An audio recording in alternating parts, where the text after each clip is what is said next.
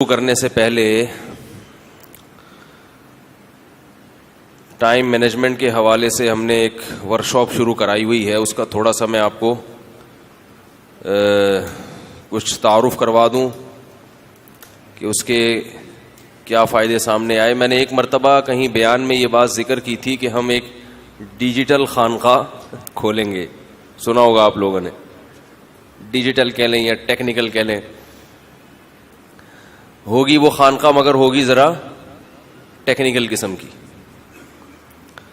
تو اس کا پہلا تجربہ الحمدللہ کامیاب ہوا ہے, اللہ کا بڑا فضل ہے. جامعۃ الرشید میں ہم نے 3 دن کی ورکشاپ کروائی ہے. 3 دن کی نہیں, تقریباً 2.25 یا 2.5 دن کی. ابھی مکمل نہیں ہوئی ہے,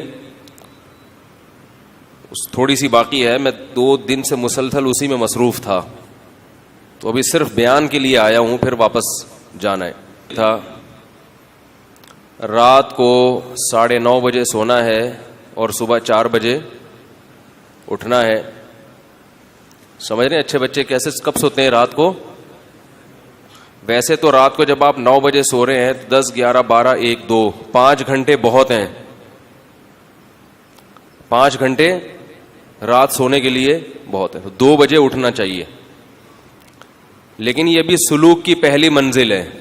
خانقاہ میں تو 17 منزلوں تک لے کے جاتے ہیں نا, تو یہ بھی سلوک کی کیا تھی کہ چلو رات کو آپ 9 بجے سو جاؤ, پھر صبح کوئی آپ ٹینشن میں نہ ہو, آپ کو 9:30 بجے سو جاؤ, غم نہ ہو کہ ہمیں کم سلایا گیا ہے, لیکن صبح اٹھ جاؤ اچھے بچوں کی طرح. کتنے بجے؟ تو الحمدللہ تمام شرکاء کو ہم نے رات کو بلایا تھا, عشاء سے پہلے کھانا کھلایا, عشاء کے فوراً بعد ہم نے ان کو اچھے بچوں کی طرح 18 لڑکے تھے, سب ایجوکیٹڈ, کچھ بیٹھے ہوئے, ان کا میں ابھی تھوڑا سا تعارف بھی کرواؤں گا. آپ آ جائیں آگے. یہ دمام سے آئے ہیں ورکشاپ میں شرکت کرنے کے لیے. بیٹھے ابھی میں بلاتا ہوں آپ کو. تو سارے ماشاءاللہ یونیورسٹیوں کے پڑھے لکھے لڑکے, اور اکثریت ان میں دینداروں کی تھی. دینداروں کا مطلب جو گیٹ اپ دینداروں والا, اکثریت کا ایسا تھا. باقی تو کون دیندار ہے کون نہیں ہے اللہ ہی بہتر جانے. اس میں جو شیخ صاحب تھے, ٹھیک ہے, جو پیر صاحب یعنی ہم جو بنے ہوئے تھے وقتی طور پر, میں نے ان کو پہلے بتا دیا کہ 3 دن کے لیے تمہارا پیر و مرشد کون ہے؟ میں ہوں. اس کے بعد بھلے نہ نہیں ہے, کوئی بھی نہیں ہے, فی الحال آپ کا پیر و مرشد کون ہے؟ ایسا ہی کہا تھا نا بھائی پہلے دن. ان کو مغرب کے بعد سب کو بلایا جامعہ میں. مغرب کے بعد سے ہم نے کہا ہمارا کام کیا ہو گیا ہے سٹارٹ. اب 3, 2.5 دن یا 2.25 دن جو بھی بنتے ہیں, اس میں آپ کے پیر و مرشد کون ہے؟ میں نے کہا فی الحال آپ مجھ سے بیعت ہو. عشاء سے پہلے کھانا کھایا, عشاء کے فوراً بعد اچھے بچوں کی طرح. رات کو جلدی سونا صحت کے لیے انتہائی مفید بھی ہے اور انتہائی ضروری بھی ہے. اگر آپ رات کو دیر سے سونے کے عادی ہیں تو آپ پہ شوگر کا حملہ بہت جلدی کسی بھی وقت ہو سکتا ہے, چاہے آپ ساری زندگی کے لیے چینی چھوڑ دیں. شوگر کی بیماری کا بہت بڑا دخل کس سے ہے؟ یہ تو جسمانی نقصان ہوتا ہے. روحانی نقصان کیا ہوتا ہے کہ آپ کے دن کے کاموں کی ساری برکت ختم ہو جاتی ہے. ہم اسی لیے کام نہیں کر پاتے کہ ہم کاموں کا آغاز لیٹ شروع کرتے ہیں, جبکہ حدیث میں آتا ہے رسول اللہ صلی اللہ علیہ وسلم نے ارشاد فرمایا بورک لامتی فی بکورہا, میری امت کی برکت صبح ارلی ان دا مارننگ رکھ دی گئی ہے. بکور کا مطلب صبح نہیں, ارلی, بالکل صبح کا ابتدائی وقت. جب مرغا جو ہے نا, مرغے کو پتہ چل جاتا ہے کہ اب صبح ہو گئی ہے, تو جب بانکیں دینا شروع کر دیتا ہے نا مرغا, اس کا مطلب اب دن کا آغاز یہ فجر سے پہلے ہوتا ہے, صبح کا وقت شروع. سمجھ رہے ہو کہ نہیں سمجھ رہے؟ تو 4 بجے ماشاءاللہ یہ لوگ اٹھے. آدھا گھنٹہ ان کو تہجد کا دیا گیا. آدھے گھنٹے میں تہجد, دعائیں, جو بھی معمولات ہیں وہ کرنے ہیں. میں نے کہا ساری زندگی نہیں کرنا, لیکن فی الحال کر لو, اللہ نے چاہا تو باقی زندگی میں بھی انشاءاللہ عادت. بعض دفعہ شیطان کہتا ہے یار یہ کون ٹینشن ہے تو اتنی, تو بھائی ابھی کر لو, تو اللہ نے چاہا تو انشاءاللہ عادت پڑ جائے گی. تو پھر 4:30 بجے ان کو ہم نے جامعہ کے قریب گراؤنڈ میں بھگایا. 18 لڑکے تھے نا. میرا خیال یہ تھا کہ میں مولوی ہوں تو سب سے سست میں ہوں گا, یہ تو ماشاءاللہ یونیورسٹیوں سے فارغ ہیں, میڈیکل یہ دیکھ لیں ماشاءاللہ کیسے لال سرخ پشاور کے ہیں یہ, دمام میں جاب کر رہے تھے, اسپیشل ورک شاپ کے لیے آئے ہیں یہ.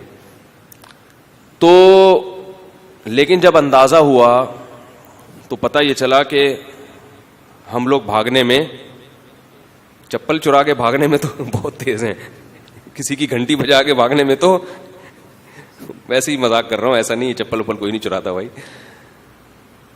لیکن ہم ویسے جو ہے نا, یعنی اکثر ساتھیوں کی حالت یہ تھی کہ 2-4 قدم چلنے کے بعد ان کا سانس, بولو بھائی, 2-4 ایسا ہی تھا نا. جہاں میں کہیں جھوٹ موٹ بولوں تو بتا دیں کہ یار مولوی صاحب یہ غلط بول رہے ہو یار, ایسا نہیں کرو, تو گواہ کے طور پر بٹھایا ہوا ہے. 2-4 قدم چلتے تو سانس کیا ہو جاتا, سے اندازہ ہوا کہ معاملہ بہت زیادہ, یار ابھی 30-35 سال آپ کی عمر ہے, آپ صبح 4 بجے جب آکسیجن کا تناسب ہوا میں بہت زیادہ ہوتا ہے آپ ویسے ہی فریش ہوتے ہو, اس وقت آپ 2 قدم جاگنگ نہیں کر سکتے, تو اس کا مطلب ہے کہ آپ کیا تیر مارو گے دنیا میں بھائی. انسان کچھ بھی کرتا ہے نا, بڑے بڑے کام, اس کے لیے صحت کا اچھا ہونا ضروری ہے. تو مجھے اندازہ ہوا کہ یہ معاملہ بہت زیادہ کیا چل رہا ہے, داڑیاں بھی ہیں ماشاءاللہ, نماز بھی پڑھتے ہیں, یہ تو چل ہی نہیں سکتے. چلو 50 سال کا آدمی ہو, اسے بھاگتے ہوئے تھوڑا سا وہ ہو رہی, تو 30-35 سال کے. تو میں نے ان لوگوں سے کہا کہ بھائی آپ بھاگیں, یہ خانقاہ ہے. اب آپ کہیں گے کس قسم کی خانقاہ ہے یار, خانقاہ میں تو ذکر اللہ ہوتا ہے, اللہ اللہ سکھاتے ہیں.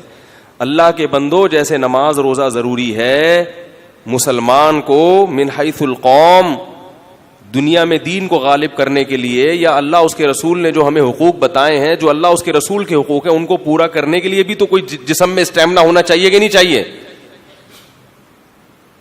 یہ جو نبی نے فرمایا المؤمن القوی خیر من المؤمن الضعیف, طاقتور مومن کمزور مومن سے اللہ کو زیادہ محبوب ہے. تو یہ کیوں فرمایا آپ نے, اس لیے کہ وہ صحابہ میں اگر یہ قوتیں نہ ہوتی تو روم اور فارس کو فتح کر لیتے. وہ تو ایسا ہی ہوتا بنی اسرائیل کی طرح. موسیٰ علیہ السلام نے بنی اسرائیل کو کہا جاؤ فلاں قوم سے لڑو, تو انہوں نے کہا ہم نہیں لڑ سکتے بھائی, وہ تو بہت بڑا مسئلہ ہے وہاں پہ, ٹھیک ہے نا. اذهب انت وربک فقاتلا, آپ جائیں, آپ کا رب جائے, لڑیں, فتح ہو جائے تو ہمیں بتا دینا, ہم بھی آ جائیں گے پیچھے پیچھے. اور کتنے مواقع تھے, سست آدمی دنیا میں کوئی بھی کام نہیں کر سکتا. پھر ان سے کہا گیا کہ یہ کر لو, گائے ذبح کر لو, یار یہ بڑی ٹینشن والا کام ہے, کس قسم کی ہو, فضول قسم کے سوالات.